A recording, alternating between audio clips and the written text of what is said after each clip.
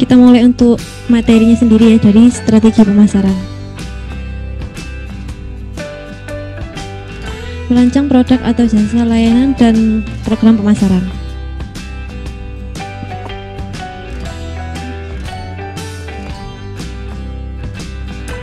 Strategi pemasaran. Jadi strategi pemasaran adalah sesuatu yang meliputi seluruh sistem yang berhubungan dengan tujuan untuk merencanakan dan menentukan harga sampai dengan mempromosikan dan mendistribusikan barang dan jasa yang bisa memuaskan kebutuhan pembeli aktual maupun potensial.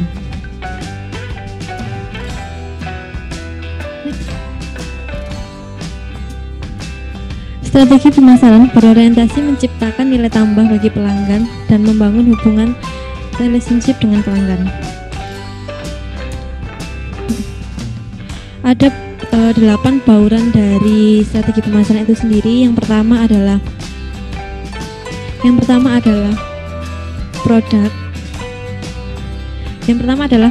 Jadi dari produk itu kita menentukan ciri-ciri dari produk atau jasa untuk memenuhi kebutuhan nasabah. Untuk produk yang ditawarkan BPR meliputi simpanan, tabungan atau deposito, pinjaman atau kredit, layanan servis, seperti diantaranya payment point. Yang penting diperhatikan dalam desain dan produk jasa bank adalah atribut yang menyertai seperti sistem, prosedur, dan pelayanan. Yang kedua adalah price atau harga. Dari segi harga sendiri, memutuskan strategi penetapan harga. Bahkan jika kita memutuskan tidak akan mengenakan biaya untuk suatu pelayanan, ada gunanya untuk menyadari bahwa hal tersebut masih merupakan suatu strategi penetapan harga. Pengertian harga dalam produk atau jasa bank berupa kontraprestasi dan bentuk suku bunga, baik dalam bentuk simpanan maupun pinjaman, serta fee untuk jasa-jasa bank. Jadi misal di kita itu dari segi ini, misal kita tabungan kan tidak ada biaya administrasi, itu termasuk dari bauran pemasaran dari segi price atau harga. Selanjutnya adalah dari segi place atau tempat atau distribusi. Melihat banyak tempat, misalnya kita di Bank Jombang kan ada beberapa kantor cabang atau kas yang ada di semua kecamatan. Itu termasuk dalam bauran pemasaran dari segi tempat. Yang keempat adalah promotion atau promosi, termasuk pemasangan iklan, penjualan pribadi, misalnya menghadiri pameran, promosi penjualan, misalnya penawaran spesial, dan mengatur suasana, menciptakan kesan serasi dalam lingkungan kerja. Hubungan masyarakat yang dimaksud dalam promosi oleh banyak orang pemasaran. Kegiatan promosi ini untuk produk dan jasa khususnya dan BPR pada umumnya meliputi penjualan pribadi, penyebaran brosur, pemasangan spanduk, promosi melalui iklan di media massa atau cetak. Konsep kegiatan promosi secara menyeluruh meliputi advertising, sales promotion, public relation, sales training, marketing, research. Jadi kalau di kita promosi sekarang kan lebih gencar ke sosial media. Misalnya dari teman-teman kemarin banyak yang buat TikTok atau iklan di sosial media Instagram atau Facebook, karena di saat pandemi seperti ini kalau kita melakukan promosi lewat sosial media itu menunjangnya lebih cepat. Yang kelima adalah people atau orang. Jadi dari segi pelayanan informasi yang bagus pada umumnya tidak diberikan oleh orang yang kurang terampil atau tidak memiliki motivasi. Jadi bisnis bank adalah dominan unsur personal approve, baik dari jajaran front office, back office maupun tingkat manajerial. Para pegawai bank dituntut untuk melayani nasabah secara optimal. Jadi dari segi kelima ini, dari segi people ini, misal kayak teman-teman marketing atau front office, dia lebih humble, lebih supel untuk ke nasabahnya seperti apa di bauran yang people. Selanjutnya yang keenam adalah proses. Di proses sendiri ini, bank meliputi sistem dan prosedur termasuk persyaratan dan ketentuan yang diberlakukan oleh bank terhadap produk atau jasanya. Setiap sistem dan prosedur akan merefleksikan oleh bank terhadap produk atau jasanya. Saya ulang ya, sistem dan prosedur akan merefleksikan penilaian apakah pelayanan cepat atau lambat. Pada umumnya nasabah lebih menyenangi proses yang cepat, walaupun bagi bank akan menimbulkan risiko yang lebih tinggi. Penggunaan teknologi yang tepat, guna serta kreativitas yang primer diperlakukan untuk suatu proses layanan yang cepat namun aman. Jadi di proses ini kalau kita sekarang kan ada memo internal lah, itu bisa mempercepat teman-teman mengajukan memo ke pimpinan atau pengajuan sekarang juga bisa lewat dengan cara online. Yang ketiga adalah physical evidence atau bukti fisik. Para nasabah ingin melihat apa yang mereka beli, khususnya pada industri jasa yang akan menjual barang tidak berwujud kebutuhan akan buku tabungan, brosur, gedung, fasilitas kendaraan operasional, kartu sertifikat, dan berbagai kebutuhan lain. Jadi di physical evidence ini atau bukti fisik, misal kita menawarkan ke seseorang ya, seseorang itu belum tahu nih Banyumas seperti apa, dia pasti akan melihat dari mana sih kantornya, gedungnya seperti apa. Terus misal ada orang mau buka tabungan, pasti nanti orangnya minta bukti fisik berupa buku tabungan atau slip setoran. Yang ke-8 adalah positioning atau penetapan posisi. Cara untuk membentuk opini nasabah sehingga dapat membedakan produk yang kita tawarkan dengan produk yang serupa di pasar atau di tempat lain. Hal ini acap kali tercapai melalui penegasan kelebihan kompetitif yang unik. Penetapan posisi sering diterjemahkan dalam sejumlah konsep seperti citra, reputasi, dan kepercayaan. Jadi di positioning atau penetapan posisi ini, misal teman-teman menawarkan produk yang sama, karena kan di perbankan yang ditawarkan kalau tidak tabungan ya kredit. Kalau di sini teman-teman ya tabungan, kredit, dan deposito. Kalau misal kita ada tabungan arisan nih, bedanya arisan di sini sama di tempat lain apa? Lah di sini lebih ditekankan. Misal kalau itu di sini nanti kalau sudah selesai tidak perlu bayar lagi, seperti itu.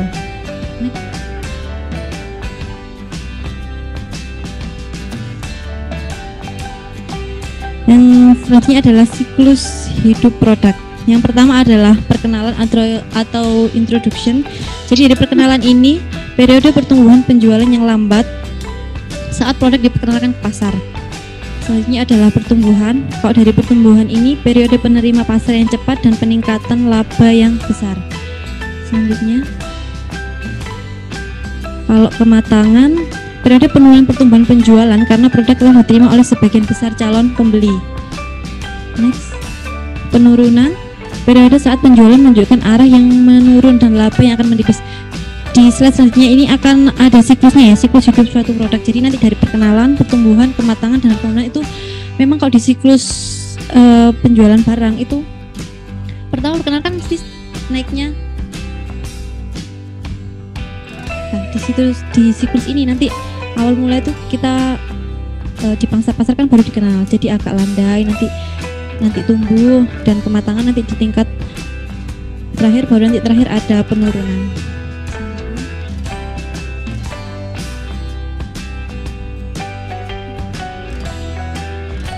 Perkenalan, berusaha memperbaiki penampilan produknya,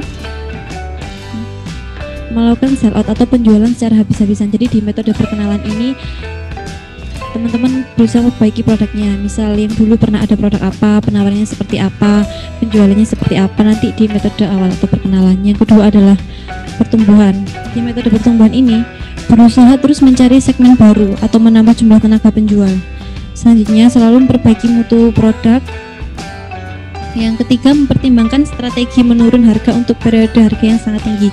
Jadi kalau di kita untuk perbankan ya, pertumbuhan itu misalnya mencari segmen baru, segmen tempat mana yang belum pernah dimasuki sama teman-teman, mau menawarkan suatu produk apa yang belum pernah dimasuki sama teman-teman, nanti di segmen ini, di strategi pemasaran yang di pertumbuhan. Yang ketiga adalah kematangan. Di kematangan ini berusaha mencari segmen kecil yang belum pernah terisi. Jadi kalau menawarkan produk nanti segmen-segmen pasar mana nih yang belum pernah terisi, nanti kita masuk di segmen kematangan. Yang kedua, menciptakan produk baru dan memperbaiki penampilan produk dengan sesuatu yang baru. Kalau kita di sini kan di bidang jasa, jadi nanti memperbaiki, misal di kemarin untuk teman-teman pick up-nya atau dari segi pengambilannya memang kurang memuaskan, nanti ketika menawarkan produk baru di strategi pemasaran kematangan ini harus lebih meyakinkan ke nasabahnya itu sendiri. Jangan sampai mengulangi kesalahan yang pernah kita lakukan di produk sebelumnya. Sesi keempat ini adalah penurunan. Nah, di sini memang siklusnya seperti itu. Kenapa? Jika gejala sudah parah, anggaran promosi harus dihentikan. Pusatkan perhatian pada dasar yang masih ada harapan. Untuk pasar yang lain, dihentikan. Menghentikan pemasaran produk secara menyeluruh atau menciptakan produk baru. Jadi di sesi penurunan ini, di mana seluruh lingkup masyarakat sudah mengenal produk kita, sudah hampir 80% mengikuti program kita pasti akan mengalami di sesi ini. Jadi nanti di sesi penurunan itu untuk biaya pemasarannya harus dikurangi, karena mungkin biaya pemasarannya bisa dilakukan di sosial media biar tidak terlalu memakan banyak biaya. Biaya pemasaran sendiri ada 3 tahap. Yang pertama, biaya pemasaran mempunyai karakteristik yang berbeda dengan biaya produksi. Penyebabnya karena sangat bervariasi kegiatan pemasaran. Yang kedua, biaya pemasaran sering berubah menyesuaikan dengan harga pasar. Ukuran efisiensi untuk biaya pemasaran sulit ditetapkan karena ukuran prestasi kegiatan pemasaran terletak pada perubahan volume penjualan itu sendiri. Yang ketiga, biaya pemasaran juga banyak mengandung biaya tidak langsung dan biaya bersama yang menimbulkan kesulitan alokasi biaya. Selanjutnya adalah rancangan biaya pemasaran. Yang pertama, harus fokus terhadap metode atau strategi apa yang paling efektif bagi segmen pasaran spesifik. Misal kita mau menawarkan produk di tahap ini, kita mau melakukan gerbek pasar nih, gerbek pasar itu fokus sasarannya ke segmen menengah ke bawah atau menengah ke atas. Terus biaya yang dikeluarkan berapa, income yang didapat dari kita gerbek pasar tadi berapa. Yang kedua adalah pantaulah penggunaan biaya pemasaran dan evaluasi hasil yang diharap sesuai rencana. Jadi penggunaan biaya pemasaran ini harus selalu dipantau untuk dan evaluasi yang diharapkan sesuai dengan rencana. Yang ketiga, jangan hanya memuaskan perhatian pada promosi saja. Yang keempat, penelitian pasar dan pelayanan kepada nasabah juga membutuhkan anggaran. Jadi yang keempat tadi, penelitian pasar dan pelayanan kepada nasabah juga membutuhkan anggaran. Misal kita nanti ke suatu nasabah full apa, harus ada timbal baliknya ke nasabah, ada biaya yang diberikan.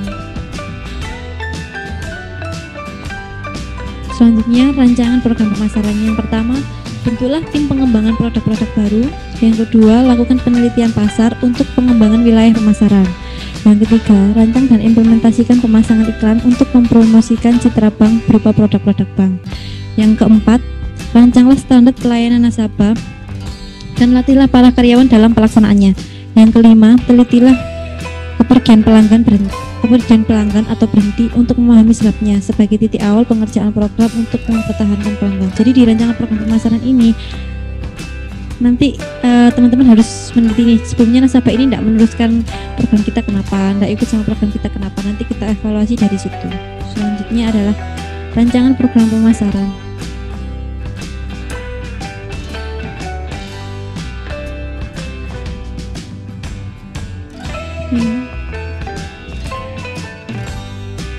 Yang pertama adalah meningkatkan pangsa pasar kredit modal kerja. Dari modal kerja kita dari 30% menjadi 65%. Yang kedua, meningkatkan jumlah rekening kredit investasi dari 1.500 menjadi 2.000. Yang ketiga adalah merancang produk tabungan baru bagi karyawan. Kalau di sini contohnya karyawan pabrik. Yang keempat, mengurangi jumlah nasabah yang lari atau berhenti.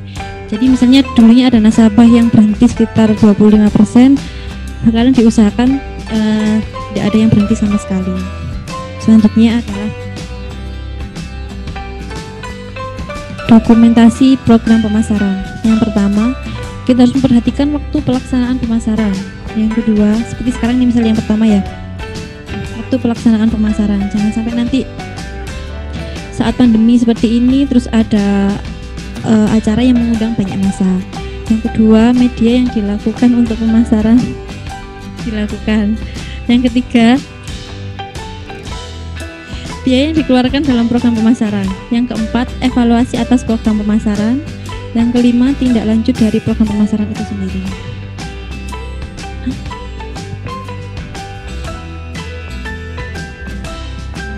Jadi tadi adalah strategi dari strategi pemasaran.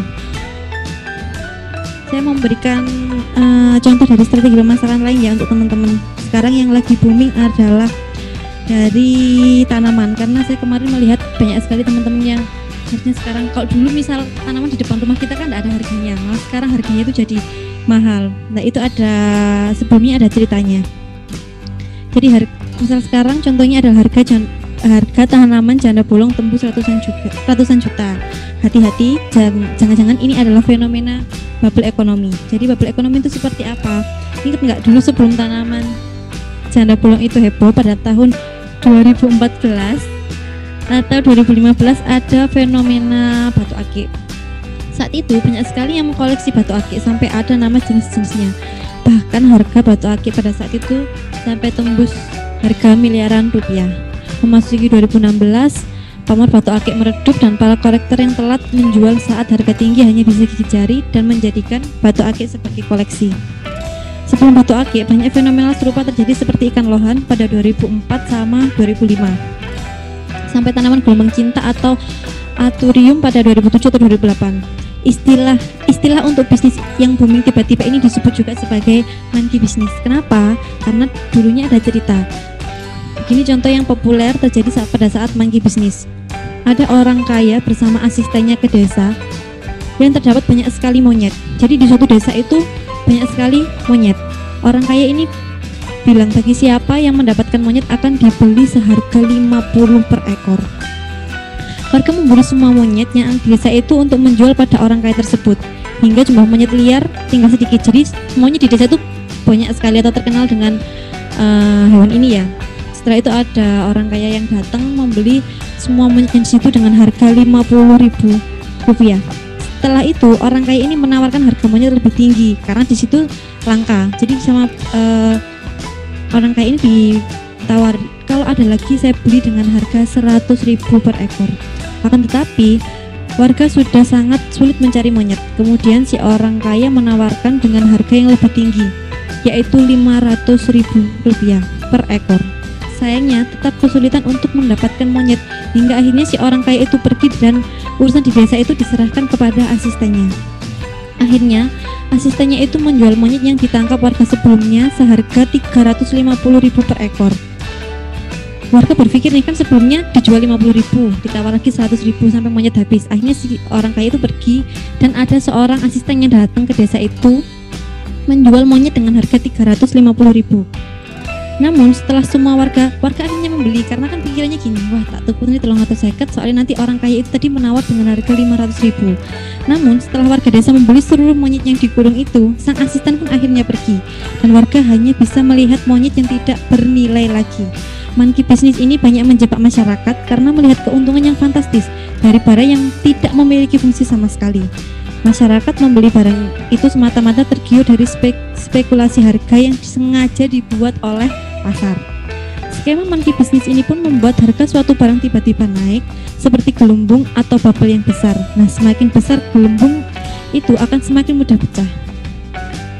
Pecahnya gelembung itu adalah titik harga ketika dalam skema monkey bisnis sudah merosot hingga tidak bernilai lagi. Karena itulah kejadian seperti ikan lohan, batu akik, dan lain-lain bisa juga disebut dengan bubble ekonomi. Jadi teman-teman kalau misalkan teman-teman marketing ya kan banyak strategi nih yang dilakukan. Bahkan saya yakin teman-teman di sini punya bisnis lain selain kerja di Bang Jombang. Nanti pasti ada beberapa strategi yang dilakukan sama teman-teman. Yang kedua yang saya mau ceritakan adalah tentang aqua. Kenapa aqua tetap dipilih? Padahal kan banyak pesaing karena harganya lebih murah, enggak juga kan harganya standar. Lagian sama-sama air mineral. Kenapa? Mesti kalau kita beli ke toko, Bu, beli minum aqua, padahal kita diambilkannya bukan aqua, kadang-kadang Clio, kadang apa, tapi kita terbiasa dengan logat aqua. Kalau dipikir-pikir, air mineral dalam kemasan itu konsepnya sangat sederhana. Banyak pesaing yang dengan mudah meniru, berbeda dengan produk lain yang punya ciri khas atau keunikan. Air mineral ya air mineral aja, mau diapain lagi? Di sisi lain, banyak pesaing yang bisa kasih harga lebih murah, tapi kenapa Aqua tetap menjadi leader di minimarket? Padahal kan konsepnya produknya simpel banget. Jadi konsep dari Aqua kan simpel banget, air putih yang dikemas tapi di semua tempat ada. Pertama, karena Aqua bukan hanya sekedar jualan air saja, tapi jualan akses air minum yang praktis. Dulu ketika Pak Tirta Utomo pendiri Aqua menjual air putih, banyak yang tertawa. Buat apa jual air putih? Kan masak di rumah bisa dan tinggal dibawa. Apalagi tahun 70-an, minuman soda seperti Coca-Cola, Fanta sedang ngetren. Pak Tirta malah menjual air putih. Pak Tirta tahu akan banyak kebutuhan akses mineral di masa mendatang. Kedua, fokus pada jaringan distribusi hingga mengakar sangat kuat. Dari minimarket, supermarket, tembus tempat hiburan sampai warung. Saking kuat jaringannya, kalau beli galon merek bukan Aqua, kita jadi khawatir, jangan-jangan kalau galonnya habis bakalan susah nuker galonnya, atau tidak ada merek galon selain Aqua. Yang ketiga, sadar nggak sih kualitas kemasan botol plastiknya beda sama merek lain. Kalau soal rasa, air mineral pasti ya seperti itu. Pembeli mungkin nggak terlalu mikirin rasa, tapi tanpa disadar mereka mikirin soal kenyamanan menggenggam kemasan nggak gampang penyok, tutup botol rapat, dan nggak akan bocor kalau disimpan di dalam tas. Yang keempat, kekuatan brandnya bukan lagi soal brand awareness lagi, tapi soal brand story. Kurang fokus, hashtag ada Aqua. Merek lain mungkin masih berkutat pada brand awareness, tapi brand Aqua ini membuat campaign yang punya brand story sendiri. Sekarang semua tindakan yang kurang fokus, nggak konsentrasi, jadi terasosiasi dengan brand ini. Merek lain, apakah ada yang punya asosiasi seperti ini? Pelajaran yang bisa kita petik dari contoh ini adalah nilai bisnis kita bukan hanya dinilai dari produk fisik saja, tapi juga dinilai dari yang abstrak seperti kemudahan akses dan kepraktisan. Yang kedua, jaringan distribusi produk yang sangat meluas menjadi kekuatan bisnis yang sulit dikalahkan.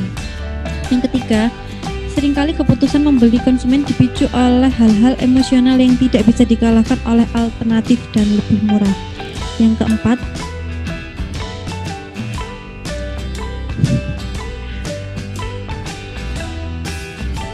yang terakhir, sangatlah penting membangun branding yang memiliki asosiasi kuat terhadap keseharian konsumen. Produk kita akan selalu menjadi relevan dalam kehidupannya. Jadi kalau teman-teman bisa mengenalkan produk Pom Jombang, kalau memang sekarang belum seberapa dikenal, buatlah produk Pom Jombang itu semakin dikenal di lingkungan masyarakat Jombang.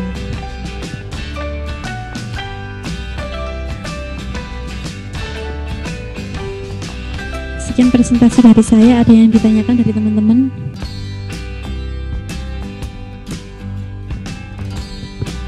Baik Bapak Ibu sekalian, penjelasan yang luar biasa tadi dari Bu Erisa, sangat menarik sekali ya, terkait dengan tips-tips untuk promosi. Tadi juga diceritakan tentang produk-produk seperti Aqua, terus janda bolong yang lagi tren juga diceritakan, menarik sekali ya. Ini Bu Erisa sudah ada katanya Pak Mamas janda juga. Lanjut, untuk ini ada pertanyaan dari Ibu Putri Kartika. Untuk Ibu Erisa yang cantik, setelah menyusun dan menentukan strategi pemasaran, bagaimana menyusun teamwork yang bagus dan strategi pemasaran apa yang dalam era digital sekarang? Nah, ini langsung dijawab atau sekalian ditanyakan pertanyaan dari teman-teman yang lain ini? Langsung dijawab, Bu? Ini langsung dijawab. Oke, langsung dijawab.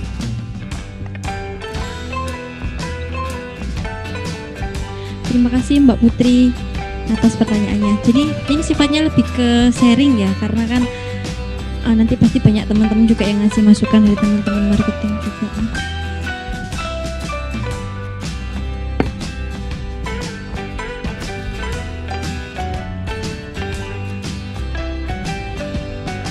Jadi cara menyusun dan menentukan strategi pemasaran, bagaimana menyusun teamwork yang bagus, dan strategi pemasaran apa yang tepat dalam era digital sekarang. Jadi menyusun teamwork yang bagus itu sebenarnya pertama dari feel.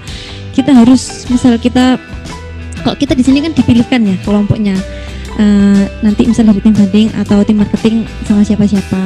Ini kita harus nyaman dulu sama tim kita, buat tim buat tim itu senyaman mungkin, dan harus kalau misal ada sesuatu nanti bisa diobrolkan. Jadi nanti teamwork yang bagus tuh pertama feel, kenyamanan, nanti membuat strategi marketing membuat strategi marketing secara bersama-sama. Jadi nanti ada plan yang kita kerjakan bersama-sama. Misal 1 minggu ke depan ini kita rencananya mau kemana, strateginya seperti apa. Kalau di era strategi pemasaran di era digital sekarang, saya mau cerita tentang promosi di era digital sekarang, karena saya kemarin dapat cerita dari teman saya, dia juga jual bisnis online. Selama ini dia kok jual baju, itu dia bayar selebgram atau YouTuber atau yang lainnya untuk mempromosikan baju. Itu 1 kali pembuatan atau berapa itu harganya di atas 2 juta sekian atau 5 juta. Kemarin dia cerita sama saya, ternyata yang paling efektif itu di TikTok. Kenapa? Dia baru upload berapa jam itu view-nya sudah banyak, dan pembelian di Shopee itu sudah sangat banyak sekali, melebihi yang pembelian dia seperti biasanya. Makanya di era digital sekarang ini kita dituntut untuk tetap mengikuti perkembangan zaman dengan cara kemarin kan dibentuk sama tim SDM untuk membuat TikTok, Instagram, Facebook, YouTube, Twitter, minimal ada 5 Mas ya kemarin, ada 5. Itu juga mengacu ke kita untuk lebih percaya diri, untuk lebih sering mempromosikan produk kita, karena saya yakin di era pandemi seperti ini banyak orang meluangkan waktunya untuk melihat sosial media atau bahkan YouTube. Ya, kata Mas Rizal, screen time. Ya Mas Rizal. Terima kasih Mbak Putri atas pertanyaannya. Nanti bisa sharing lagi kalau misal ada jawaban atau misal ada masukan dari Mbak Putri dan teman-teman. Selanjutnya, ini pertanyaan selanjutnya Barisa. Dari Aris Cici Buka. Oh ini kayaknya Mas Aris AO Tembelang itu ya, yang imut itu ya. Berikan contoh cara Mbak Erisa bikin strategi memasarkan produk tabungan yang dimiliki Bank Jombang, karena saya amati Mbak Erisa sukses. Nah, ditambahin lagi yang belakang, apa model wajah cantik juga bisa sebagai strategi pemasaran. Nah ini gimana nih Bu Erisa jawabnya? terima kasih Mas Aris atas pertanyaannya. Ke atas ya. Berikan contoh cara Mbak Erisa bikin strategi memasarkan produk tabungan yang dimiliki Bank Jombang. Jadi pertama kita harus kenal dulu, sayang dulu sama produknya. Jangan syukur membaca brosur langsung disampaikan ke orang. Ketika orang itu yang disampaikan ke kita lebih kritis, kita langsung gimana opo sih tak omong mau bener gak kayak gitu. Jadi pertama kita harus mengenal produk yang mau kita bawa ke orang dulu. Kita harus memahami, nanti kita harus memahami produk yang mau kita tawarkan itu seperti apa. Jadi kenal dulu sama produknya, sayang dulu sama produknya, diamati dulu dari produk tabungannya. Kalau saya ini punya beberapa trik Mas Aris. Jadi gini, biasanya saya tuh pagi plan ke beberapa nasabah. Misal ada 3 atau 5 nasabah. Dari 5 nasabah itu, kalau orang-orang biasanya kan dipilih yang satu arah atau yang paling dekat dulu. Kalau saya enggak. Kalau saya dipilih dari nasabah yang bisa membawa inovasi atau membawa masukan ke saya terlebih dahulu. Terus nasabahnya lebih welcome.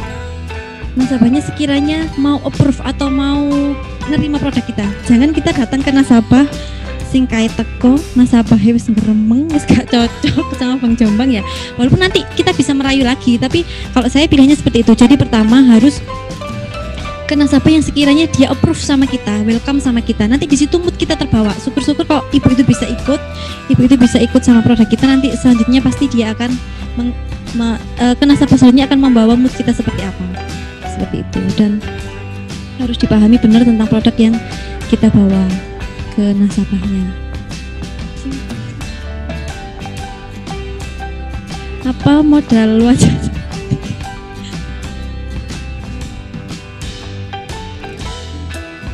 Saya jawab langsung dari Mbak Putri ya. Apakah strategi pemasaran lewat media sosial apakah bisa mengakomodir mengambil segmen pasar? Bagaimana dengan orang yang sifatnya sensori atau dalam kurung orang yang mau beli harus pegang atau menyentuh barang dulu? Terima kasih Mbak Putri. Kalau di sini apakah strategi pemasaran media sosial apakah bisa mengakomodir kalau di sini kita kan di bidang jasa atau perbankan, jadi biasanya dilihat orang itu dari sosial media Bank Jombang kita, dari orang-orang yang sudah pernah dapat, kan mesti kita update terus orang yang sudah pernah dapat arisan, orang yang pernah dapat Scoopy, orang yang pernah dapat rumah, orang yang pernah dapat mobil kemarin, kan kita update terus di sosial media lah. Itu penting karena misal orang yang belum kenal sama Bank Jombang itu melihat dari situ track recordnya Bank Jombang seperti apa. Jadi itu meningkatkan kepercayaan nasabah terhadap Bank Jombang. Kalau yang orang yang mau beli harus pegang atau menyentuh barang dulu itu kan untuk barang-barang yang misalnya kayak pakaian tadi. Tapi kadang-kadang kita misal seperti ini, kita percaya pada suatu brand atau suatu influencer itu, karena kita percaya barang sing dipromosikan ini loh mesti bagus lah. Kadang-kadang kita melihat dari segi situnya tanpa menyentuh barang itu. Kalau itu untuk jenis dari pakaiannya sendiri seperti itu.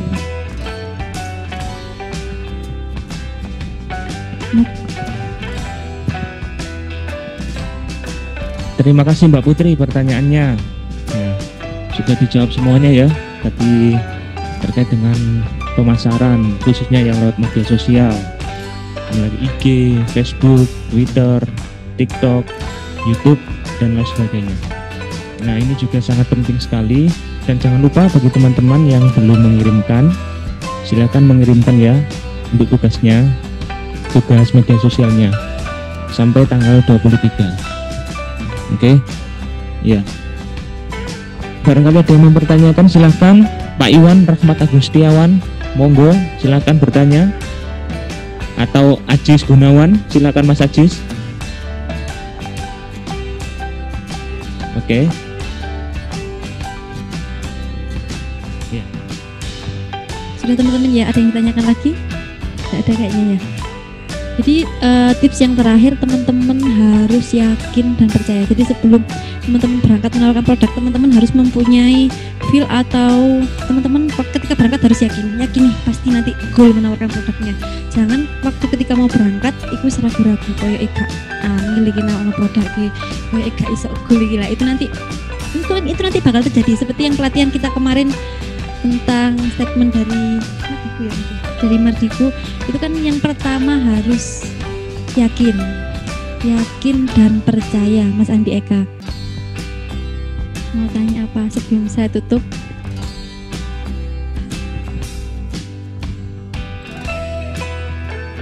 Sudah?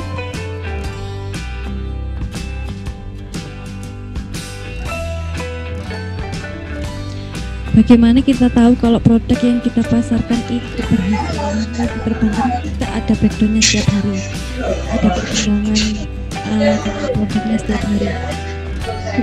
Bagaimana sih teman-teman? Bagaimana kita tahu kalau produk itu bisa dipasarkan dan berhasil? Kalau banyak pasar yang bisa menerima produk kita, misalnya kayak kemarin yang arisan itu, kita bisa menggunakan arisan yang 100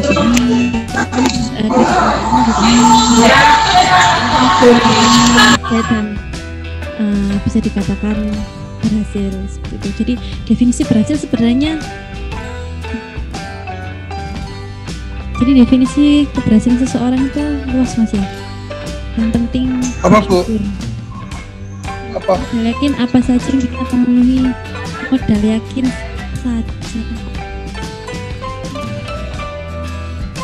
Saya yakin saja aku bisa melakukan itu, bisa membantu Mbak Putri, setidaknya bisa. Jadi soalnya sebelum ini, pada yang sebelumnya itu saya mengalami sendiri. Ketika saya mau berangkat terus ragu-ragu untuk dalani lah, kok toko nasabah wes beneran juga sudah tidak dapat pun itu satu, dengan mungkin orangnya terpaksa mau ikut.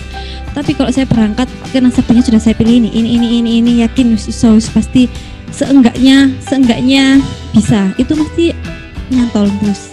Ada 2 atau berapa mesti dapat. Kalaupun belum dapat itu pasti nanti bisa dihubungi lagi, atau rezeki pasti ada yang lain lagi. Kalau yakin masalah enak tapi ternyata respon pasar tidak enak, bagaimana?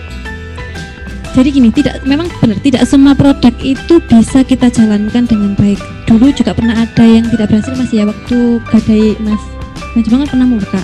Itu juga menjadi masukan ke manajemen atau ke tim book yang berjalan pada saat itu. Tapi semakin ke sini kita akan selalu memperbaiki produk yang berjalan. Karena setiap tahunnya kan suatu perbankan juga sudah merancang nih program apa yang akan kita luncurkan di tahun depan, rancangan programnya apa saja. Tapi nanti misal di tengah-tengah kayak kemarin yang kita kredit dengan akunan emas tidak berjalan lancar, itu ya juga menjadi masukan. Jadi tidak semua program yang termanajemen dengan bagus itu hasilnya juga akan bagus, belum tentu. Tapi kita harus meyakini bahwa produk kita itu bisa diterima di pasar, dan harus yakin. Kalau kita sendiri tidak yakin sama produk kita, gimana nanti orang lain, kan seperti itu. Jadi dari kita sendiri itu harus yakin, walaupun nanti itu income-nya belum 100% bisa memuaskan dari pihak kita. Jadi yang pertama kita harus yakin dulu sama produk kita, nanti hasil akhirnya tetap nanti ditentukan sama pangsa pasar dan seperti itu. Ada yang ditanyakan lagi?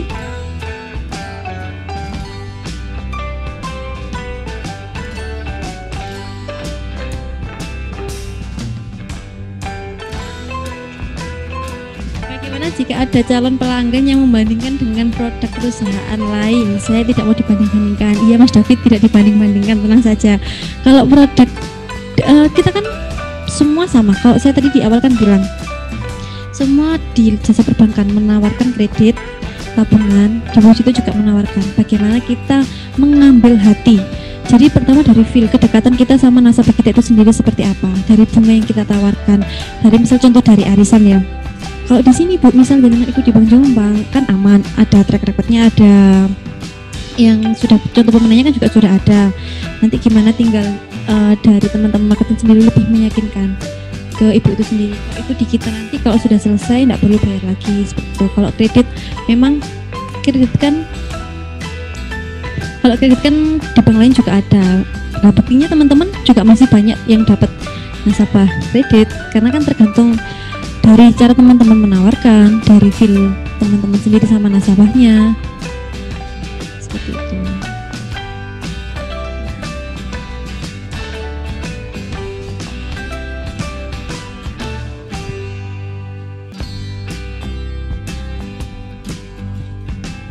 Mas Terima kasih Mas Chandra. Bagaimana cara membangun chemistry dengan calon pelanggan? Kan belum kenal. Kenalan dulu Mas Chandra sama saya. Kalau tidak kenal maka tidak sayang. Betul. Jadi Mas Chandra, kalau kita juga nggak ujuk-ujuk nawari kenalan, sok kenal sok dekat enggak. Jadi pertama kita membangun hubungan baik sama setiap orang, misal sama pelanggan itu. Ketika kita belum goal sama orang itu, seenggaknya kita bisa maintain terus nasabah itu. Misal kita lihat nih ada potensi di nasabah itu, ya wis kita tetap menjalin hubungan baik, komunikatif, sering menawarkan produk. Kalau orangnya tidak setuju dengan produk kita atau tidak mau dengan produk kita, anggap dia bukan segmen yang mau kita tuju, anggap dia bukan segmen pasar yang mau sama kita, seperti itu. Jadi cara membangun chemistry ya semua sebenarnya belum kenal sama nasabahnya, tapi kenalan dulu, menjalin hubungan baik sama nasabahnya. Dia tanya juga dong, maintain pelanggan yang baik bagaimana sih dari Mas Andreas? Ini sejajar kayaknya sama Mas Chandra, sebelah sama Mas Chandra. Jadi maintain pelanggan yang baik itu misal dia berulang tahun atau ada acara apa, kita harus tetap sering maintenance, atau misal ingat hari ulang tahunnya. Kadang-kadang kan kalau nasabah kan ya wis biasa, kadang-kadang mereka sendiri nggak ingat, tapi kalau yang ingat dari pihak kita atau pihak bank atau pihak orang lain kan mesti mereka suka, oh ternyata dia merasa diperhatikan sama Bank Jombang, ternyata saya diperhatikan sama Bank Jombang. Kadang-kadang wangi gak ndelok bungai piro, tapi ndelok karyawannya ramah, memperhatikan sama kita, misal mau jatuh tempo diingatkan, walaupun kadang-kadang sering lupa, tapi ada momen-momen tertentu yang mereka merasa oh saya diperhatikan sama Bank Jombang, seperti itu. Saya juga mau ngomong sedang mengetik.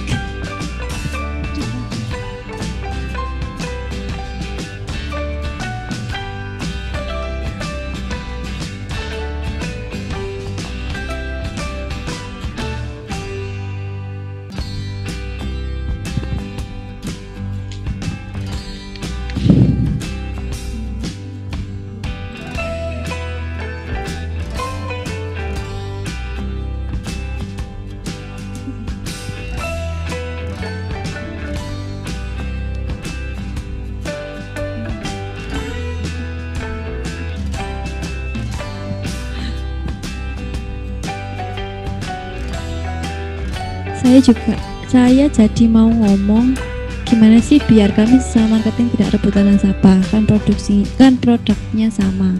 Dari Mas Rifan. Ya betul, produk kita yang tawarkan kan kita sama. Mas Rifan berarti selama ini pernah rebutan nasabah ini. Pangsa pasarnya sama. Kadang-kadang mana tempat yang sekiranya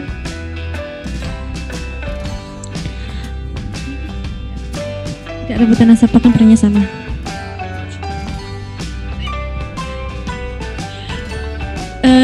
Jadi gini, sebenarnya kalau seperti yang kemarin, seperti yang dulu sebelum, kalau saya mana sekiranya tempat yang belum pernah dimasuki sama marketing, nanti kita lobby ke sana. Walaupun kadang-kadang gini, ada 2 orang yang masuk ke suatu tempat yang sama, tapi belum tentu nasabah itu cocok dengan salah satunya. Jadi memang semua tergantung pelayanan dari kita sendiri, tergantung nasabahnya, asal kita tidak ada niat untuk merebut nasabah itu.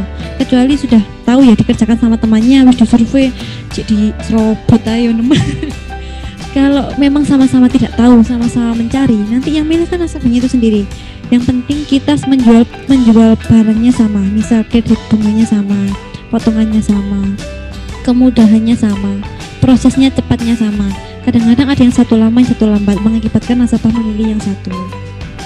Tuh, dari Kas Megalo. Bagaimana kalau kita sudah maintain dengan baik tapi nasabahnya masih susah? Disyukuri saja, Mbak.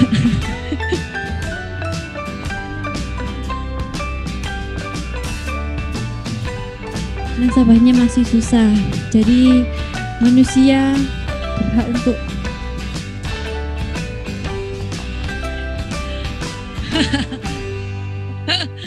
jadi gini, nasabahnya masih susah. Jadi kita harus berusaha terus ya. Kalau nasabahnya masih susah itu karena memang mungkin dari nasabahnya sendiri kurang berminat sama kita, kurang responsif sama kita. Walaupun kita sudah berbuat baik, tapi nasabahnya masih seperti itu, kurang welcome sama kita. Sudah.